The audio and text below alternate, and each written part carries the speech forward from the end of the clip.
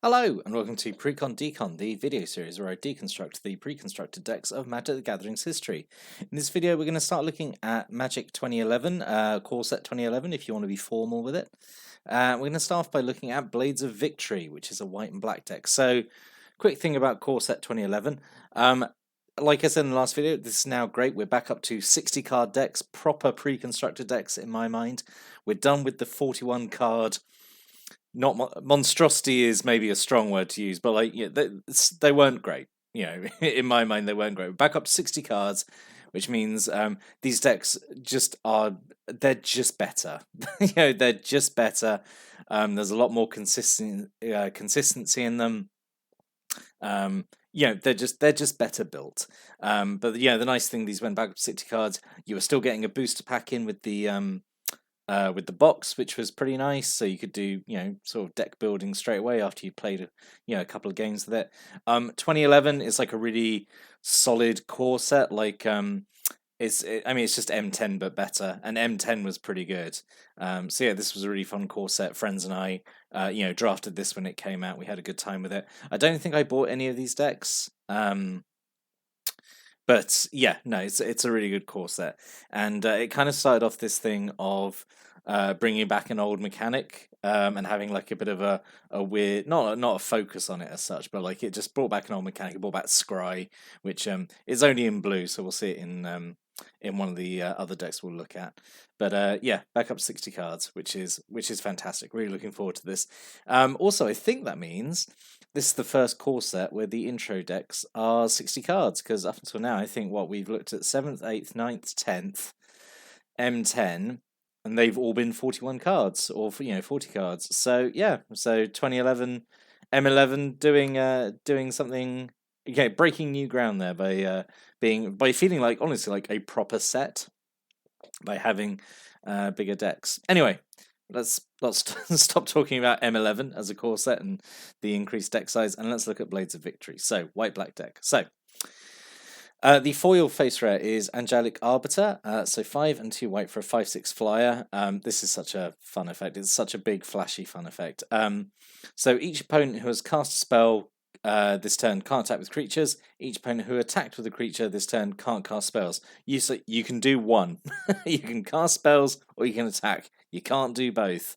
Yeah, this is like a really big, fun effect to have. It like 7 mana. You could argue maybe is coming down maybe a bit too late in the game for it to matter, but it's such a cool effect. Like I wouldn't mind this effect really being on a small body. Like if this was like maybe like I don't know, like a 3/3 flyer or a 4/4 flyer or something. But it's still like a big honking flyer. It has a really good disruptive ability. This is like just a really fun core set rare. Yeah, really like Angelic Arbiter.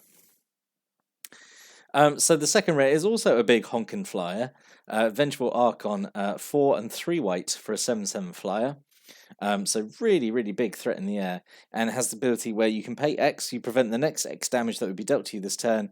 If damage is prevented this way, Vengeful Archon deals that much damage to target player. So yeah, it swings in the air. If your opponent attacks you or does burn damage to you, you can prevent it and then bounce it right back at them.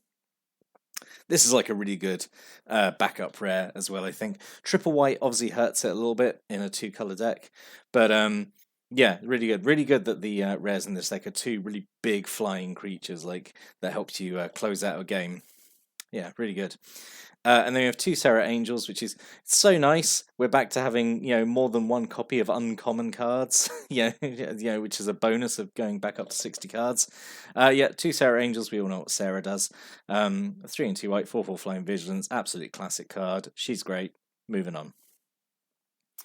So you have 2 Cloud Crusader, so it's like baby Sarah Angel, I suppose. 2 and 2 white for a 2/3 flying with first strike. Yep, this is I think perfectly fine. I think this is a functional reprint of Sky Hunter Patrol from Mirrodin. It's a human knight instead of a cat knight. That's like literally the only difference. But yeah, this is I think perfectly fine. 4 mana common. Yeah, perfectly good. Really good common, I think. It's evasion. It's got evasion. It's got first strike. Yeah, perfect. What more could you want? It's crazy how much extra it does over something like say like Wild Griffin, which is two and a white for a 2/2 flyer. You're getting a lot of extra things for that extra one white mana, like an extra point of toughness and first strike. Yeah, really good. Really like Cloud Crusader. A single War Priest of Thune, so 1 and a white for a 2/2. When it enters the battlefield, you may destroy a target enchantment. I like the fact that it's may, because you do have a few auras in this deck, I think. So it being May is really nice. Yeah, it's just really good. It's just a 2-drop with upside. It's a bear with upside. Well, like what's not to like about that? Yeah, really good. I like War Priest of Thune. We also have a single White Knight, 2 white mana, 2/2 first strike protection from a black. Classic White Knight.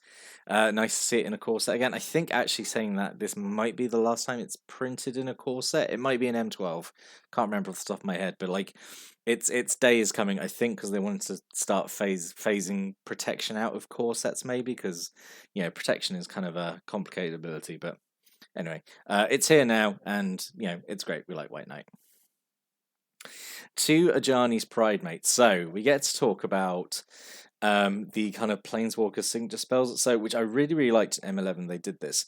So Planeswalkers have been in the game for a while at this point, because they were introduced in Lorwyn, and then they sort of came back full force in Alara block, and then we've just been getting Planeswalkers. Obviously, we haven't seen any. We're not gonna, I'm not.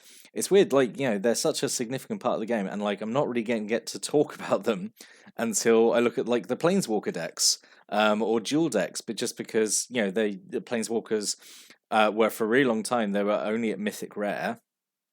And intro decks don't include mythic rares.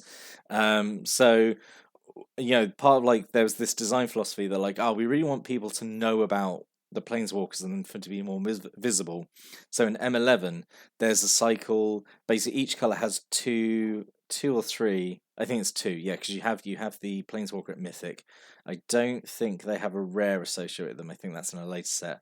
But then there's basically a common and an uncommon card that's associated with the core set Planeswalker. And they usually synergize with the Planeswalker's abilities, and they usually synergize with each other. So it's like a really like clever bit of design how it's all done.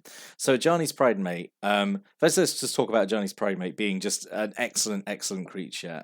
So 2 mana for a 2/2, and whenever you gain life, you put a +1/+1 counter on it. Yep, this can get out of control very, very quickly. I say from bitter experience, having played with and against Ajani's Pridemate. Yeah, this doesn't take much to like start feeling like you're getting a really, really good deal for playing it early.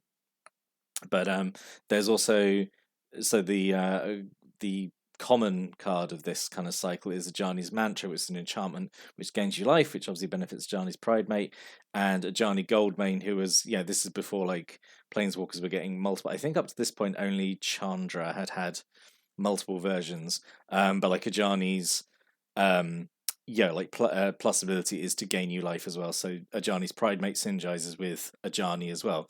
So they're really like cleverly designed cards. I really like them, and I say they were just there to kind of get the names of the Planeswalkers out, because otherwise, if you only have the Planeswalkers showing up on a mythic rare card and maybe in flavor text a bit, like just new players don't really know about them. So it's a really good way of kind of pushing them and making them more visible. Yeah. Anyway, Ajani's Pridemate is a really great card. Best friends with Soul Warden and Soul Attendant. Yeah. 2 infantry veteran, so 1 white mana for a 1/1. Just taps to give an attacking creature +1/+1 to end turn. Yep, this is okay. It's perfectly okay for a 1-drop. 2 Palace Guard, 2 and a white for a 1/4 that can block any number of creatures. Yep, this is perfect fun. I think this is the last time they get printed, which I thought they were in core sets for like a really long time, but I think they're only in M10 and M11, which is a shame because I think they're like a really, just like perfect white common, like really, they have the same sort of feel to them as like, Giant Spider. I feel like they could be in core sets forever because it's just, such a simple, fun ability. I'm wondering maybe if they would drop maybe because they made games go on too long because they just block everything. I don't know, maybe. But I like Palace Guard. I think they're pretty cool. 2 Elite Vanguard, so he's back from M10. Just 1 white mana for a 2/1. Yeah, perfectly fine. Perfectly fine. 2 Siege Mastodon, 4 and a white just for a 3/5 vanilla creature. Yeah, it's okay. It's okay. And then a single Silver Coat Lion. this somehow managed to creep its way back into M11. I think it's in M12 and M13 as well, like for some insane reason.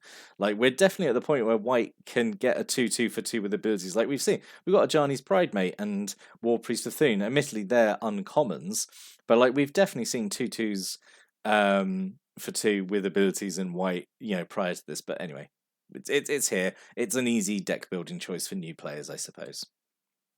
I'm always going to be more lenient about core set decks. I think having those kind of duff cards in them, because these are definitely more aimed at brand new players rather than like the expansion intro decks. So anyway, oh yeah, here's that Ajani's Mantra I was talking about. So 1 and a white for enchantment at the beginning of your up, keep you gain 1 life. Yeah, so perfect. You get this out and Ajani's Pridemate, and they're getting a counter every turn, which is fine. It's such a small amount of life as well. I feel like this is the kind of thing that it creeps up very very slowly, and before someone knows, like, oh my god, you've gained like 10 life off of Ajani's Mantra. Like, yes, I did, because like it's not threatening at all. It's just 1 life a turn. But if the game goes on, it can really mount up. 2 Armored Ascensions. This is a nice aura to have here. 2 and a white. 3 and a white, even. 2, 3, whatever. 3 and a white. For an aura, goes on a creature and gives them +1/+1 for each planes you control and gives them flying. So it basically turns any creature you put it on into a huge threat. This goes great on Ajani's Pridemate because it's a creature that it's going to keep growing, and giving it extra power and toughness and flying obviously makes it great. Obviously goes well on any creature. Really, really good aura to include. 2 pacifisms, couple of Gracks. We've got to have Grack show up in a core set.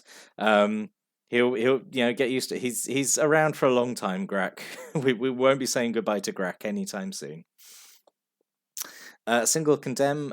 So this is it's been in it was in 10th edition. I think it was in M10. But anyway, 1 white mana. Put an attacking creature on the bottom of his owner's library, and the controller gains a life equal to toughness. This is perfectly good for tucking away a problematic creature. You're giving them life, but putting it on the bottom of their library, I would say is most of the time actually better than killing it, because if you put something in a graveyard, there's always ways of getting it back from a graveyard. Putting it on the bottom of a library, though, is a lot trickier to get something back when it's on the bottom of a library. It's basically out of the game forever then. 2 Inspired Charge. This is a really nice combat trick. 2 colors and 2 white instant. All your creatures get +2/+1 till end turn. Yep, just really solid to drop this down and really like swing a combat in your favor. Yeah, really nice card. Again, especially at common, this is really strong. A single Mighty Leap, 1 and a white to give a creature +2/+2 and flying till end of turn, which is again like perfectly fine combat trick. Block an enemy flyer when they thought they were untouchable, or put this on again one of your creatures that's on that doesn't have flying and you leap over. Yeah, it's perfectly good combat trick. I like it. And then a single safe passage. So I went off a little bit on but in the Rise the Eldrazi decks, I can't remember which one it was. Either the white blue level deck or the Totem Armor deck had Harmless Assault, which was I think it's like 2 and 2 white, and you prevent all damage that attacking creatures would deal this turn. And I remember going on like, oh, but like this is worse than Safe Passage because it's more expensive and doesn't like prevent damage, in the same way. I generally think Safe Passages are really good. Like in terms of like damage prevention spells, it's harder. It's hard, I think, to be better than Safe Passage. Because it's admittedly like 2 and a white, so it's maybe a little expensive, but it prevents all damage that be dealt to you and your creatures for a turn. So it doesn't just prevent combat damage; it prevents indirect damage. It's complete one-sided, so if you have a big combat and like your stuff's getting blocked or you're blocking, your creature's going to die. You can just pop this, and all your creatures survive, kill off opponents' creatures. I think Safe Passage is honestly quite a strong combat trick. Maybe that's just me showing my casual side, but I think it's really good, and it can be, I think, quite swingy. So there are some black cards in the deck as well, because these decks are dual color, which is nice. I always really like this switch that the core set decks are now 2 colors, because obviously it shows to new players that hey, you can build a deck with more than 1 color. So we have a single Duress. This is just a very cheap and effective discard spell. It's a single black mana. An opponent reveals their hand, and you choose a non-creature, non-land card from it, and they discard it. So yeah, it's a cheaper but more specific like coercion effect, and like it's perfectly good. Like even if they don't discard something, you get to look at their hand, I suppose, which is okay. Single Mind Rot just makes someone discard 2. Yep. Single Assassinate, 2 and a black for a destroy a target tapped creature. Not as good as Doomblade. I mean, I suppose it's not color locked, so that's in that regard it's okay, I suppose. But Doomblade is usually better. Yeah, 1 and a black, destroy target non-black creature, and at instant speed, whereas Assassinate is a sorcery and more expensive. Yeah, Doomblade is just a lot better, I think. And a single Stabbing Pain. This is kind of interesting, actually. I think it's only been printed in M11, which is a shame because I think it's does something interesting that black doesn't normally get. So 1 black mana gives a creature -1/-1 till end turn, and it taps a creature down as well, which is pretty interesting because black doesn't normally get that effect. So it's just interesting to see it have that on a little thing. It kills an X1 or taps down a bigger creature. I just think it's interesting that was added into black's repertoire and not really used again, which is a shame. And then we have a single equipment, Warlord's Axe. This is just kind of expensive and a bit bad, but it's like core set equipment, I guess, so it's here just to kind of show off what equipment is.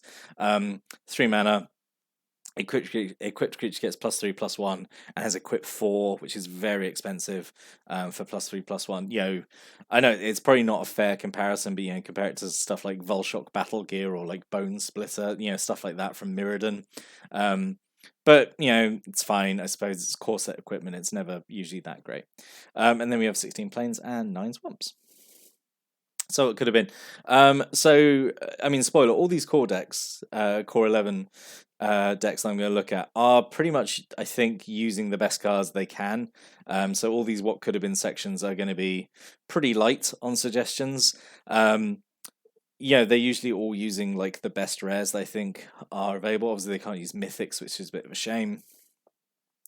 This one, I guess a change I might make is rather than the Vengeful Archon, maybe Knight Exemplar, who's the Knight Tribal Lord. So in M10 we kind of had soldiers, and in M11 there was like a focus on knights. Because there are a lot of knights in white, and there was Black Knight as well, which is I've suggested here, and this being a 2/2 first strike and gives all your other knights +1/+1 and makes them indestructible is like a really strong effect. So I know it would have been nice to have this deck have kind of a knight tribal like sub theme. I think that would have been cool, and Black Knight could have contributed to that as well. I thought Blood Tithe would be okay because it's a life gain effect. It goes with like Ajani's Pride Mate. Blood Tithe, I was really surprised by it. I thought this had been reprinted like a load of times, but apparently it's only been printed in M11, and yet somehow I have about 10 of them in a box upstairs. It seems crazy to me that's only been printed the once, but yeah, it could have gone in here. I think even if you only have one opponent, a 3-point life swing for 4 is, well, that's maybe a little expensive, but it's a life gain effect, and so that benefits Ajani's Pride Mate, which I feel like is one of the better cards in the deck. So in summary, I think this one's pretty good. As I say, I'm always like a slightly more lenient on these core set decks, just because they're working with cards that are like a lot more basic. They're not as flashy, but it just feels really solid, really nice to put together. I don't think there's any super bad cards. Like the Silvercoat Lion maybe, and like the Siege Mastodon aren't great, but like again, that's just like the card pool that's available, I suppose. And again, these are aimed at newer players, so I suppose they have to do this thing of like, oh look, this card's not ideal, like you could do a bit of deck building, you should take out this Silvercoat Lion. So in that regard, it's okay. But yeah, I think this one is pretty solid. I quite like it. But what are your thoughts on this deck after seeing it? You got any thoughts, comments, stories, opinions about this deck? Stick a comment below. Always like reading those. But I'll be back next time. Go look at another M11 intro pack deck. And thanks for watching and listening. Have a great day.